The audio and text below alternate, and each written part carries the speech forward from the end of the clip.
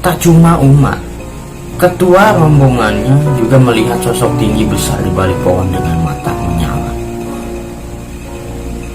Matanya menyala, LED mungkin ya, matanya ada kabarnya nih. Keren nih jinnya nih. Jumlah rombongan yang ganjil 7 orang 2 pendaki. Hai.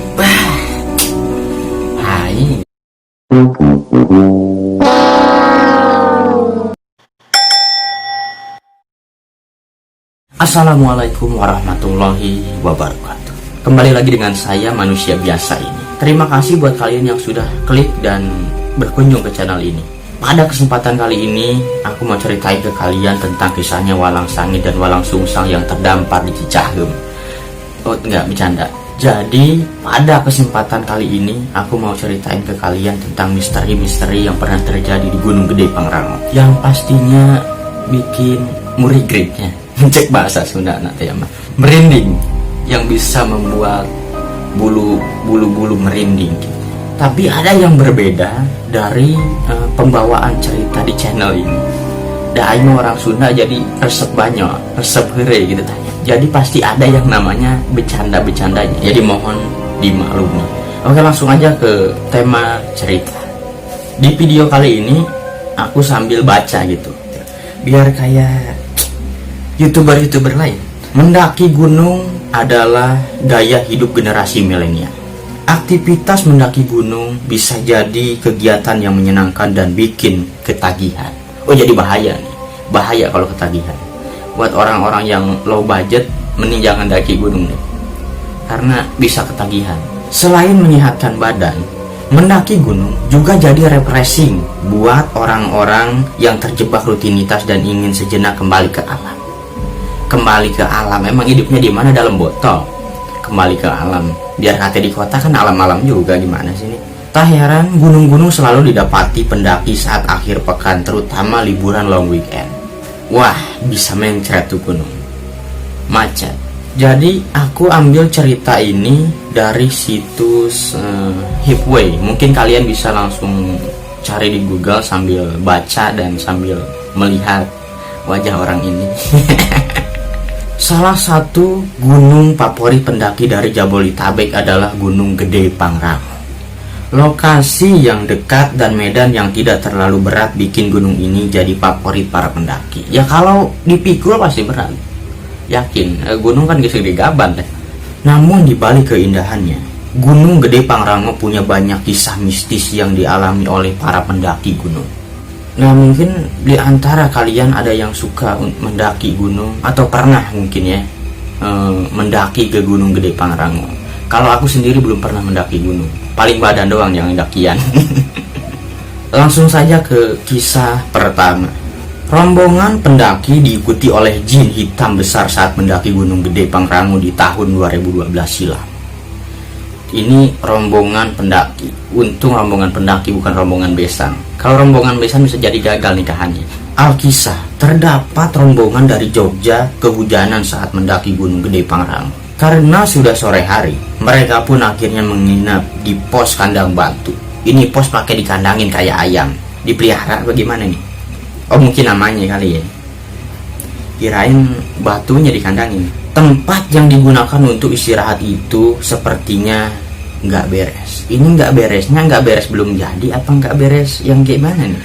2 orang dari mereka merasa ada bayangan yang melintas di belakang pondok, seperti ada yang mengawasi mereka dari dalam hutan. Salah satu rombongan, ganti tangan dulu dong. Salah satu dari rombongan tersebut bernama Firman. Namanya bagus, Firman. Dia anak indigo. Wah, anak indigo, kirain gue anak emak bapak nih, anak indigo. Sekaligus paling rajin ibadah. Oh, paling rajin ibadah. Alhamdulillah dong. Harus dicontoh nih. Biar kata anak indigo harus rajin juga ibadah ya. Firman pada malam itu berjaga di depan sambil bersila, tapak mungkin dia, tapak. Ia tak henti-hentinya mengaji. Masya Allah, mengaji. Saya terasa diingatkan membaca kisah ini. Tapi tiba-tiba Firman diam dan hanya suara serangga yang terdengar di hutan tersebut. Suara serangga ini namanya orang apa gimana nih? Serangga Abdul Malik, pan keren loh. Ketika Firman disentuh oleh teman yang lain, ternyata ia ambruk ke tanah. Wah, bagi temannya punya ilmu hitam nih.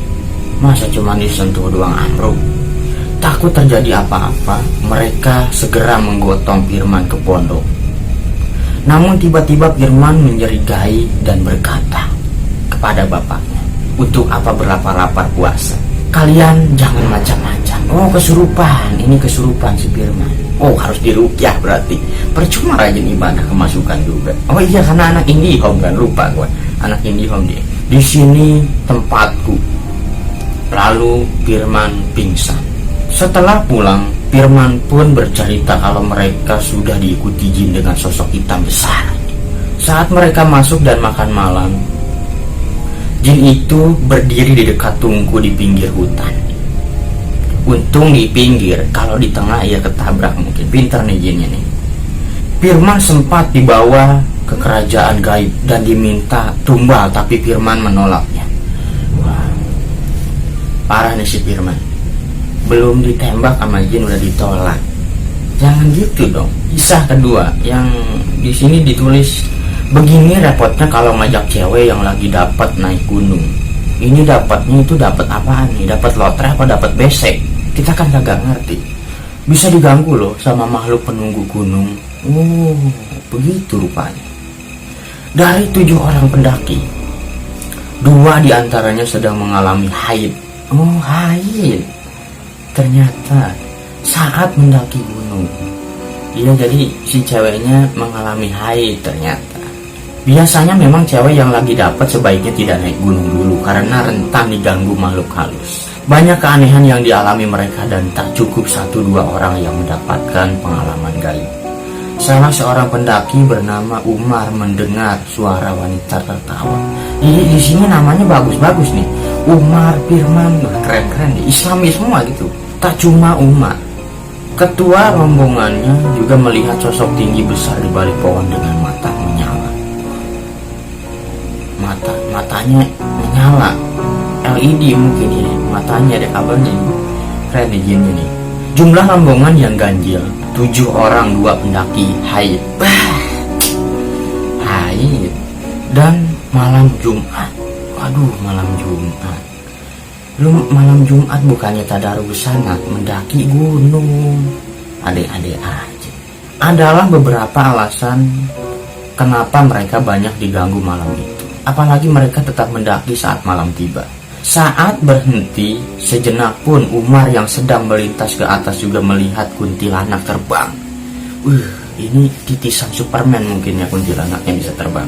Meski takut, ia tak mau memberitahu teman-temannya biar mereka nggak panik. Jangan panik loh, santai, jangan goyang, kayak begitu mungkin ya. Umar pun menoleh ke samping. Ini sampingnya samping siapa nih? Jangan kata samping sarung mungkin dia dilihat, bahaya nih. Siangnya ada mata merah yang muncul dari semak-semak hutan. Jangan-jangan nih setan ngeganja nih.